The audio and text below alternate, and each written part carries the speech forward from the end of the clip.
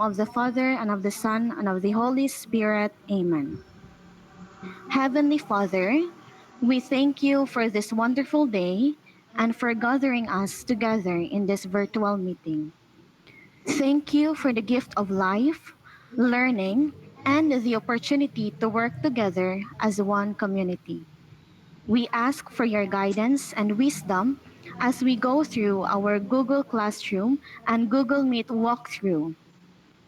Bless our teachers as they guide us, our parents as they support us, and our students as they continue to learn and grow. Lord, we also pray for safety and protection for everyone, especially in these times when earthquakes and natural disasters occur. Please calm the earth, Lord, and keep us safe from harm. May your divine power bring peace, comfort, and security to all affected communities. May this session be filled with understanding, patience, and cooperation. Keep us inspired and united in purpose as we journey through another meaningful grading period. All this we ask in your holy name. Amen. In the name of the Father, and of the Son, and of the Holy Spirit. Amen. Once again, welcome to our virtual Google Classroom and Google Meet walkthrough simulation. We are delighted to have you with us today. This session aims to help both students and parents become familiar with our online learning platforms. Through this walkthrough, you will learn how to navigate Google Classroom, join classes, and submit assignments, and use Google Meet effectively.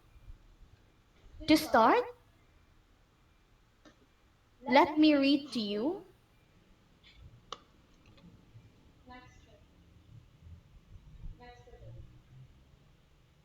Okay. To start, let me read to you this portion. What to do when you are already in a conference. So first, join the meeting using the link shared to you. Next, when left because of signal interruption, click the link again and wait until the host admits you to join. Next one, when the speaker or the virtual host will start presenting, make sure to mute your end unless called to answer. Click the raise hand button to ask some question or clarifications so the speaker will be notified. The host nor the speaker will also click the clap hands reaction to answer your call. Be sure to take a screenshot of any important slide or topic if you think the presentation is moving too fast. This will help you review the lesson later. And last, reserve your questions until after the speaker has finished presenting to ensure a smooth flow of discussion. Now, let's have a short overview of our agenda for today. First one, how to rename or change the name in Google Meet. Next, signing in to Google Classroom. Third, joining a class. Fourth, exploring the class homepage. Next, joining a Google Meet class. Then, viewing and submitting assignments. After that, we will have the checking of grades and teacher feedback. Next, key considerations for effective online classes for learners and parents. Next is we have the don'ts for online distance learning. After that one is a presentation of the class list, presentation of the class schedule, presentation of class codes using Google Classroom, the presentation of unique Google Meet links to be used for the entire school year, and lastly, the policies on the submission of activities and assignments through Google Classroom. So these topics will help guide both students and parents in understanding how our virtual learning setup will work efficiently throughout the grading period. Okay, starting off our presentation, we have teacher Krisha Antolihao, our grade 4 advisor, who will guide us through the topic how to rename or change name in Google Meet and signing in to Google Classroom. Let us give her our full attention.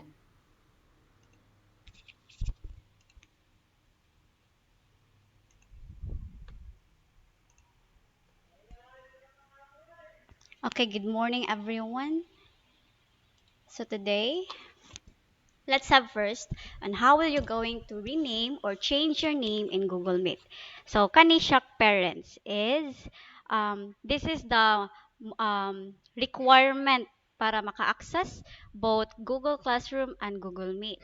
Now, you will have to click the Gmail account. So go to your Gmail account. If wala kay Gmail account, you need to create your account. Okay?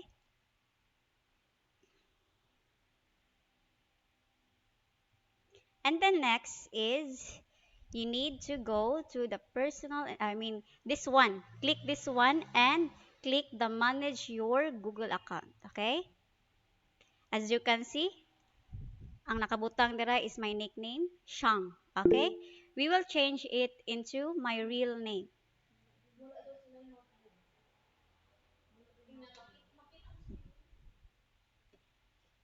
Wala sila ma. Okay, parents, walay makita sa yung screen. We can see the presentation. Ah, naara. Okay, thank you. Okay? So why do we need to change your name? It's because kanang most of the time ang gamiton man gud sa bata is the account of the parents. So in order for us teachers to identify easily the students, you need to change the name sa inyohang under the name of the student. Okay? Again, manage your Google account.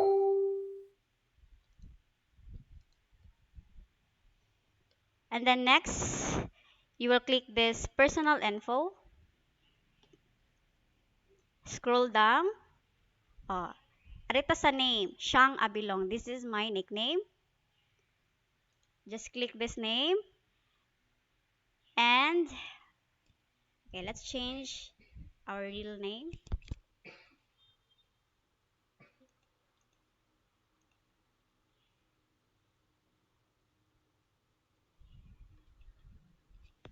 And then click save. Okay? Sa presentation sa itong PowerPoint, we also have provided step by step.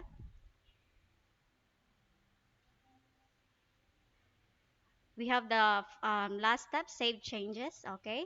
So this is the kanang how will you going to change your name in Google Meet.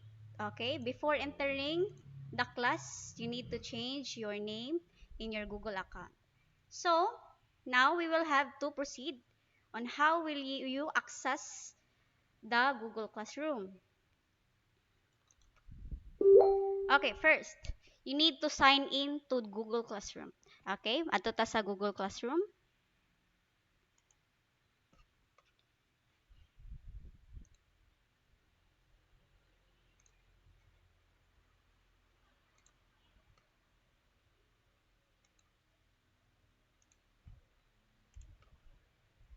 Okay, first, open your web browser, preferably Google Chrome. So, mo na siya ang Google Chrome.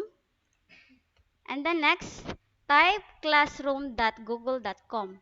Pwede ka mo type ani or if you want to access easily, you can click kaning button, kaning mga dots sa upper right side. Just click it, scroll down, pangitaan ninyo si Google Classroom. Okay, na diri si Google Classroom. Kana siya.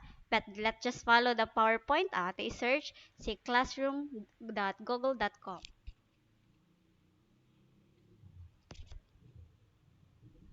Okay?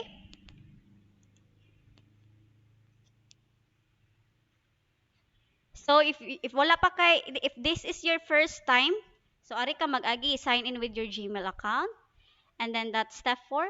If it is your first time using Google Classroom, you may be asked to accept terms and choose I am a student. Accept to continue. Okay? If it is your first time parents sa student nga ma-encounter ang kani nga website, Google Classroom, you need to choose I am or I'm a student. Okay? Next. Okay, mao na ni siya ang homepage. You are now in the Google Classroom homepage. Kani siya sa inyong nakita. And then next is step 2, join a class. Okay, let's try join a class. Okay, kani. Now teacher, asa mi day mi magkuha og code? Okay, this is the question. Asa mi magkuha og code?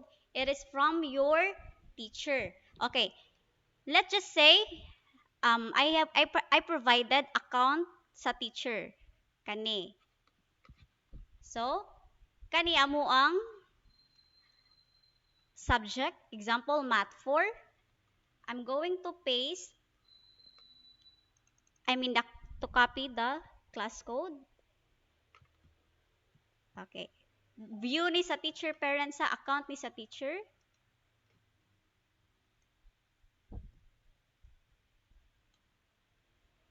And then next, kani, this is account sa student. Let us paste the Google class code.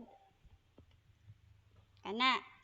Once gani incorrect, tanawa, kindly observe. Once the class code is incorrect, mo red na siya, dili ka ka-join. Okay? Since this is correct, you can join the class. Here we go. Let's have the step 3. On the classroom, we have here homepage. Click the button upper right. And kani mo na siya choose join class. Mo na siya ganina. And then next, let's have class code and click join. Okay, now student, you are now part of the class. So mao ni siya kani si SLA grade 4, mao ni siya si teacher. Okay?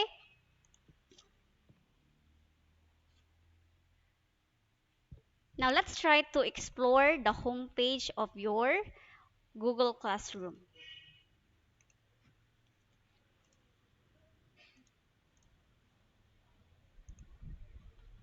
Okay, as you can see, nanay announcement sa teacher, example, and nanapod siya naka-provide o Google Meet sa inyong klase later. And then next, we have here, after joining the class, you can see the 3 main tabs appear. We have stream, classwork, people.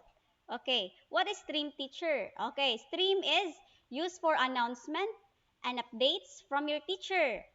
Example, si teacher, good day class, please prepare yourselves. We will start after 5 minutes. Thank you, okay? And then to be followed katong link nga gi-provide ni teacher for your class. Now, let's have the classwork. Si classwork, mo ni siya ang assignments, quizzes, and learning materials. Okay, you need to click the classwork. Ara na i-post ni teacher ang inyong mga activities. Okay. Like, for example, kani siya. Mo ni siya ang classwork, math quiz, and assignment. Okay? Now, people, teacher and classmates list. So, when you click the people, you can see kinsa ang imong classmates. I have classmates Malu Atis and Trexie. And the teacher, kani, SLA grade 4. Okay? Next. View and submit assignments. Now, how will you going to submit your assignments, any activities, or outputs? Okay, click the classwork tab. Okay, click. Click the assignment title to open it. Okay, ari sa ta sa math. View instruction. Okay, kani.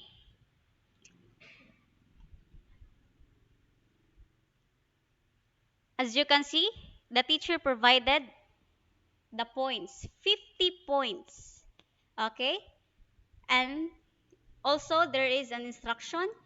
Example, please click the file, read and analyze each question, write your answer in a one-whole sheet of paper, kindly take a photo or screenshot of your answer, and submit on time. Thank you. So, like, for example, ang deadline is yesterday, 4 p.m. Now, si student, ni-submit siya, example, 5 p.m. Mutatak na din ha, oh. Turn in late. Okay? Turn in late. Okay. Now, I will going to teach you on how to submit your assignment, your classwork, I mean your activities.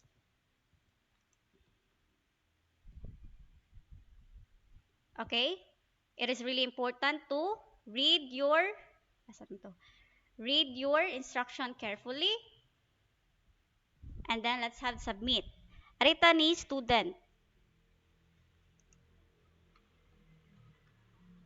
Ako ni yan submit para mas dali sa yung part.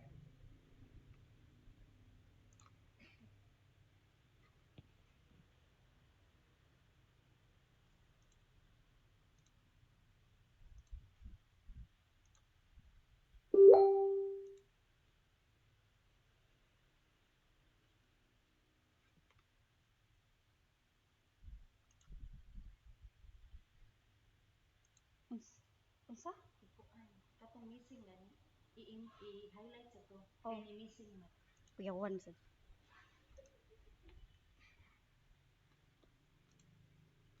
Okay, atong balikon ha.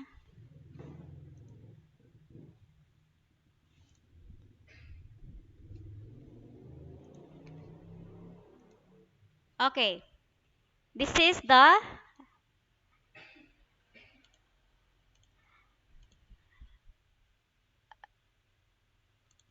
Okay, this is the account of the student. Okay? Click classwork.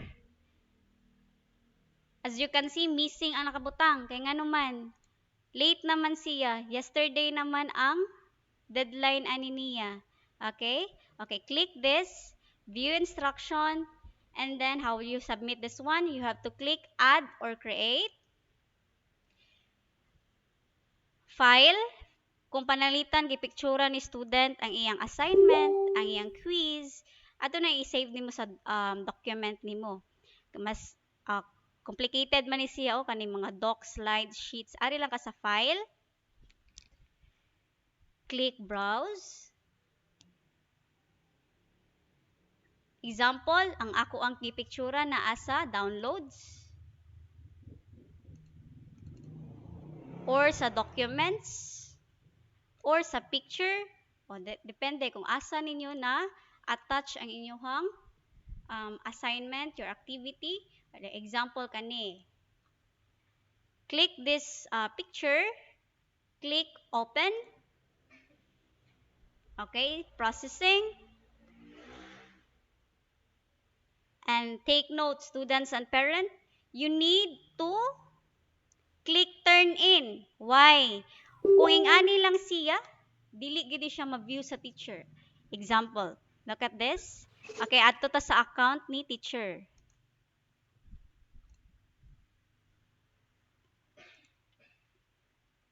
Oh, wala pa ni submit. Ay na ni submit turn in. Usa.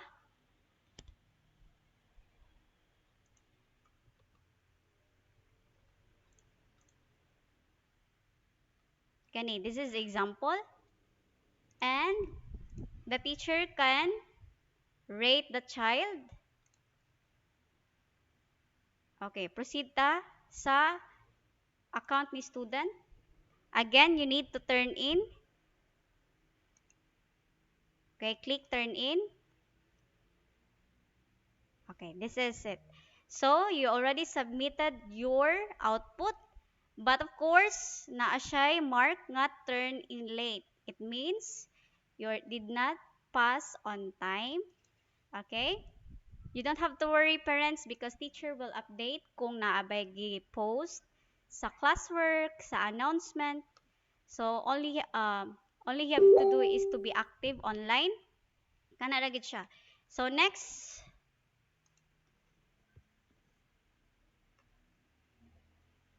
Okay, let's have check grades and feedback.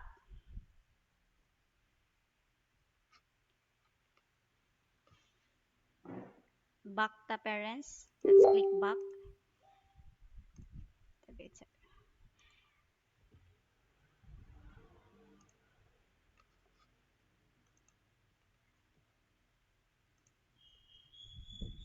Okay, to know your grades and feedback, you will going to click classwork and then open the same assignment you submitted. Open the math quiz that you have submitted earlier. Okay, view instruction. As you can see, wala pa siya points. Okay. Ato ang let's try to score this output. Okay, let's switch account sa sa teacher.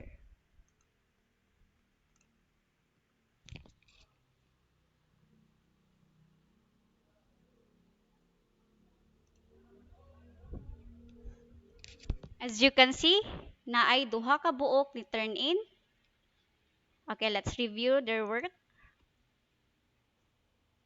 Again, this is the account of a teacher ha. Okay, this is the output of Trexie May Binologa.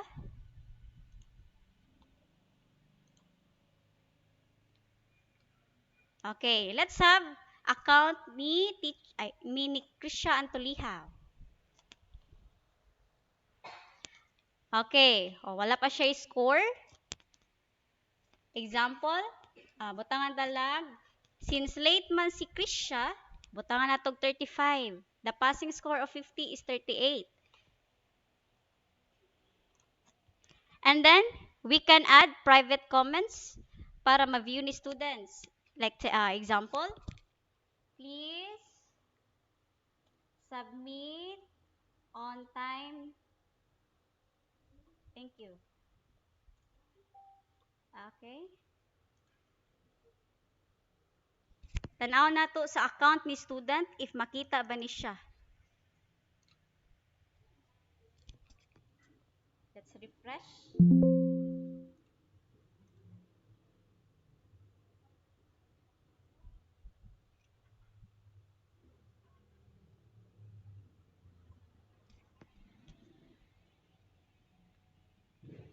Wait.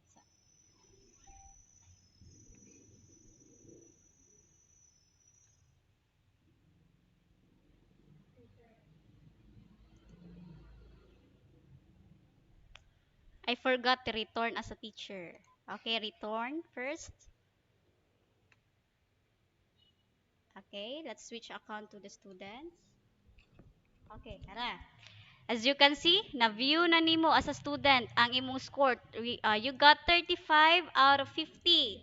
And then, the private comment, ikaw rin makabasa ani. Please submit on time, thank you. And as you can see, nana diri nakabutang graded and resubmit. Meaning to say, graded na ni teacher and you don't have to resubmit your work. Okay? Next.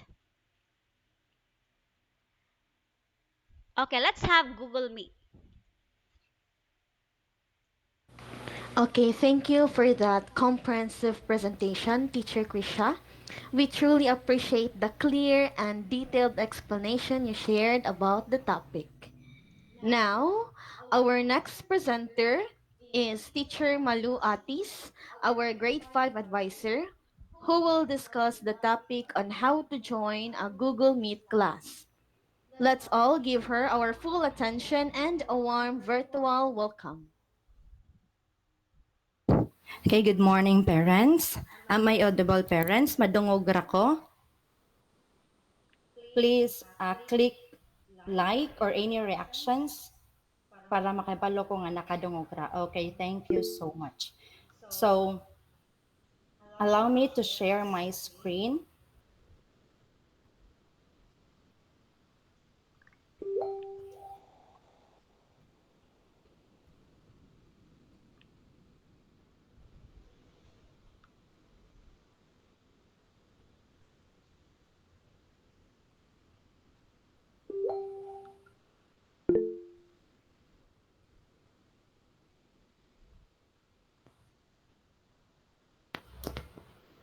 Okay. So now parents, I will be the one to discuss, for example, magklase na ta. So, how to join a Google Meet class. So for example, Teacher Krisha already discussed to you parents about saan pag join sa class sa Google Classroom. So karon, ari na sad ta saon pag attend sa online class, especially sa katong mga nag-synchronous. Okay, so first is you need to go to your class in Google Classroom. So muna na inyo nakita parents kaning na math for sample. Second is you need to look for a Meet link that is below the class name on the stream. So kung imong tan-awon diri parents na nakabutang nga Meet. And then, sa sample nga among gipakita is, ang nakabutang ra diri is upcoming. So for example, parents, and open mo sa Google Meet, as inyong Google Classroom, kani gali ang makita ninyo, i-click ra na siya ang join. But, for example, maka-encounter ta og same ani akong gipakita sa usa ka slide. Nga ang nakabutang instead of the Meet, ang nakabutang is kaning upcoming. So unsa may mahitabuan na? Si teacher is muadto na siya sa stream, kaning stream is para ni sa tanan parents, so tanan nga ni join aning Google Classroom makabasa, makakita sa tanang gi-post ni teacher. So since wala may Google Meet link na nakabutang diri, ang gibuhat ni teacher is nagbutang siya sa ubos, nag-announce siya sa stream. So mo to ang imo na lang siyang i-click. Please click the link and join our meeting. So karon imo na lang na siyang i-click parents. Okay. So once imo nang i-click ang link, so atong i-off ato ang mic. And then if you want nga imuhang camera or makita imuhang now, so ayaw lang na siya i-off ang camera. But if ganahan ka nga dili lang makita imong now, so pwede ra kayo na nimo i-turn off ang camera para dili makita. And then once gali parents, imo nang na-set ang mic, naka-off na daan, and then ang imuhang camera naka-off na pud if di ka ganahan makita imong now. But if ganahan ka, again pwede ra kay na nimo i-turn on. And then you need to ask to join. So once gali teacher i-ask to join nimo, okay, so kani ang mahitabo. Please wait until a meeting host brings you into the call. So si Teacher Krisha man ang teacher ani nga Google Classroom kaning Math 4. So maghuwat ra ko as a student kung kanus ako i-accept ni teacher. So dili lang ta mo click aning leave call. Huwaton lang nato nga i-accept ta ni teacher.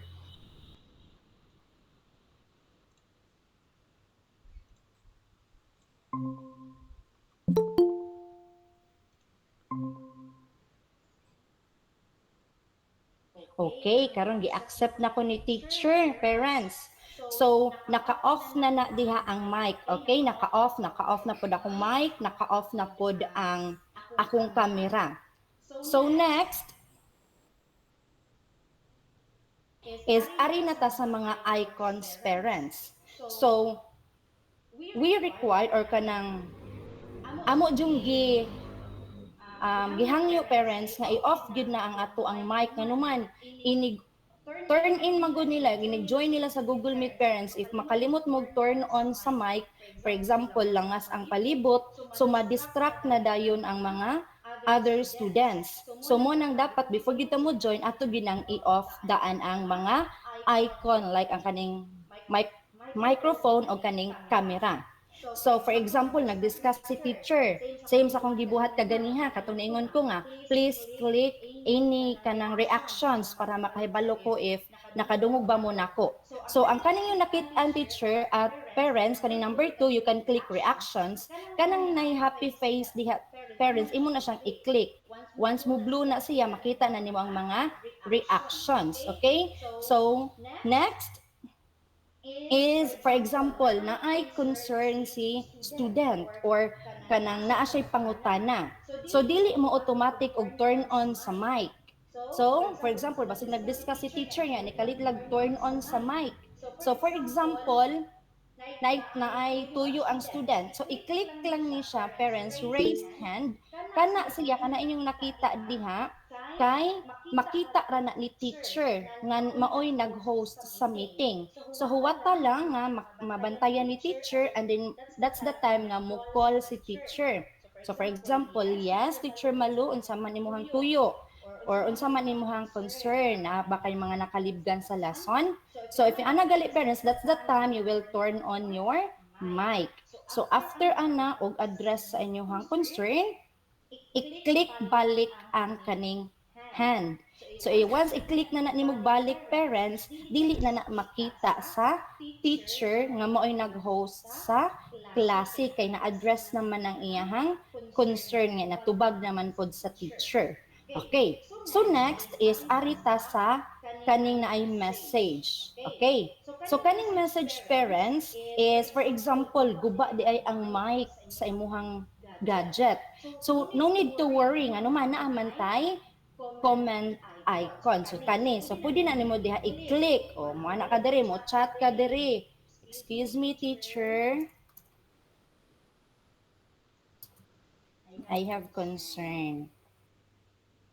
Okay, so kana siya. Once imo na siyang i-click, automatic mo pop up na sa screen ni teacher. So once gali, mabasahan na ni teacher, okay. So pwede ra kayo i-type na sa diha unsa man iyahang concern. So matubag ra na ni teacher, pero dili dapat ay dili bot pasabot parents nga abig disable iyahang mic, ari na lang sad ko sa chat mo reply niya. So pwede kaayo nga ako na lang isulti ang tubag sa iyang pangutana. Anyways, mahadungog ra man gihapon ko niya. Okay, so ang kani parents ari sad mahibaw-an sa teacher kung kinsa man nga mga student ang ni-join. Hala absent baka kay ari sad biya may mag-monitor parents sa attendance sa katong mga nipili sa synchronous. So ari na diri parents. So mo nang importante kaayo nga i-rename ang imuhang Gmail account before ka mo in sa klase nga naman. For example, kani sa SLA grade 4 Rosal, mo nga teacher kinsa man niya. Dili what if nay absent usa or duha ka buok. So dili man mi katag-an parents kung kinsa to ang absent or kinsa man ni si makatag-an mi kinsay absent pero kinsa man ni si SLA grade 4 Rosal if dili ang imong name ang imong ibutang. Mo nang very important parents na i-rename gid nato para in-screenshot sa teacher kay labi na if daghan ang mo join sa klase dili biya tanan makita ang noun sa tile. So ang mahitabo mo realize si teacher sa kaning makita na mo sa ni join kung kinsa man ang present sa mo ang klase. Nga mag-screenshot ra si teacher serve as the attendance sa bata. Okay. So, once gali mahuman na og discuss si teacher, human na siya sa instruction, tanan-tanan, human na sa ng oras sa klase, so that's the time i-click na to ang kaning color red nga na ay cellphone. Leave call. Okay. So, reminders parents. So, once gali mo join ta sa mga Google Class, Google Meet, always use the same Google account used to join the class. So, dili ta magbalhin-balhin og laing Gmail account parents kay maglisod na hinuon niya taog identify. Next, you need to check your stream and classwork every day, especially if natay schedule nga klase nga naman. Na-adjoy dako kayong possibility parents nga malate mo og submit. And then once malate og submit mo, nato nanay maka-indicate nga turn in late. Unya, ang katong missing parents, for example, na-assign ka na niyo, wala pa kaning submit, wala pa ni submit ang bata, so makabutang gina didto missing. But once kali mo submit na mo na itong maka-indicate nga turn in late. Next is you need to submit your assignments before the deadline. Ano man, to avoid katong ma-turn in late. Kay once parents ma-turn in late na gali na, of course, magdidak may parents. Kay dili man siya fair sa mga naningkamot na ma-turn in nila before ang deadline.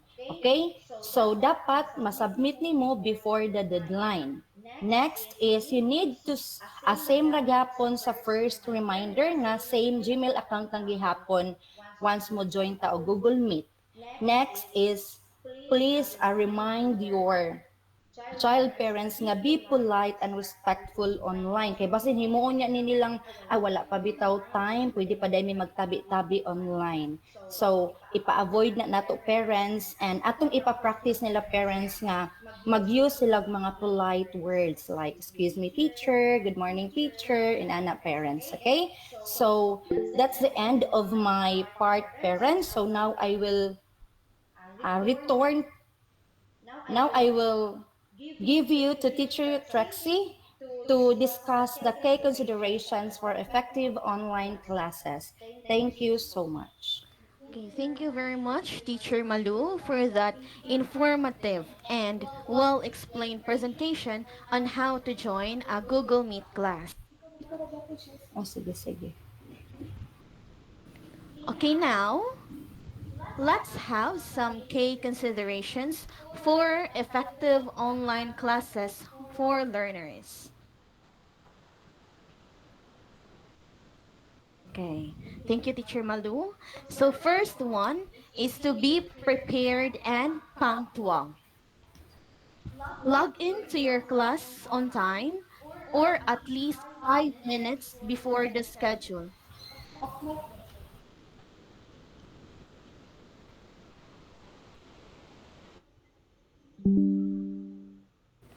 Okay, again. So, log into your class on time or at least 5 minutes before the schedule. So, dili kay kung kanus-a mag-start ang klase, maos pasay pagmata ninyo. So, have all your learning materials ready, such as your notebooks, your books, your pens, the whiteboard, eraser, and other devices. So, being ready helps you focus and participate better. Next, we have dress appropriately. So you need to wear neat and comfortable clothes suitable for class. So you may wear a t-shirt, but please avoid wearing sandals or see-through tops. Dressing properly shows respect for your teacher and classmates. Next one, we have create a good learning space. So study in a quiet, clean, and well-lit area. Pero di jud ba malikayan no nga naa jud nay ero nga muusig or mga sakyanan nga mangagi labi nagduol ras highway inyo ha. Pero sige na lang, basta kay di lang pud siguro no nga while nagklase ta, imong part sa family or sa inyo ha kay nag-video ke. So please lang, kung magklase mo, please inform the other members of your family nga ma or pa or kuya or ate nga magklase sa ka. So para aware sad sila og malasan ang noise.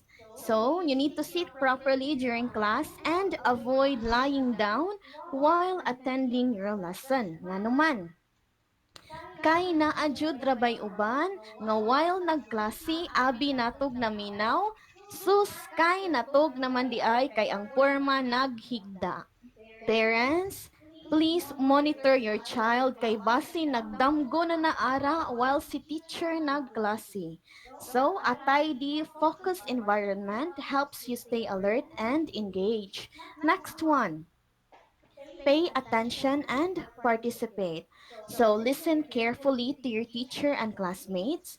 Participate actively by asking questions or sharing your ideas when given the chance. So students listen. Si teacher, during online class, manawag jud ra ba mi randomly.